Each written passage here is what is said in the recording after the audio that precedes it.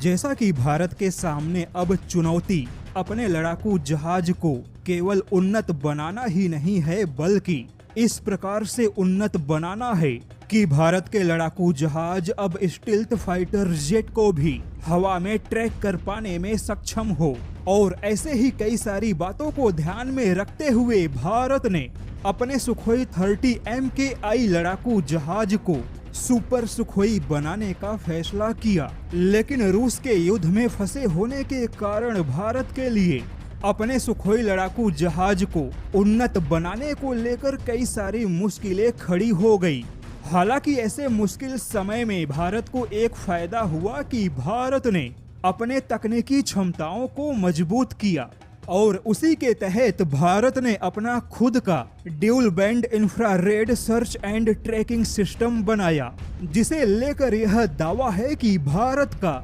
यह dual band infrared tracking system हवा में दुश्मन के स्टील्थ फाइटर जेट की पहचान कर पाने में सक्षम है। हालांकि भारत ने इसे तेजस MK2 के लिए विकसित किया है, लेकिन अब भारत अपने स्वदेशी IRST का इस्तेमाल सुखोई लड़ाकू जहाजों में करेगा। यहाँ पर बता दे कि भारत के स्वदेशी IRST को लेकर दावा किया जा रहा है कि इसकी ट्रैकिंग क्षमता ब्रिटेन के मौजूदा यूरोफाइटर में लगे IRST से भी कहीं ज्यादा बेहतर है। अब देखा जाए तो रूस भले ही युद्ध में फंसा है, रूस भले ही सुखोई लड़ाकू जहाज को उन्नत बनाने में कोई सहयोग नहीं कर पा रहा हो, लेकिन अब भारत खुद अपने क्षमताओं के दम पर अपने स्वदेशी तकनीक को उस लेवल पर पहुंचा रहा है और वह तकनीक भी हासिल कर रहा है जो शायद रूस का सहयोग भी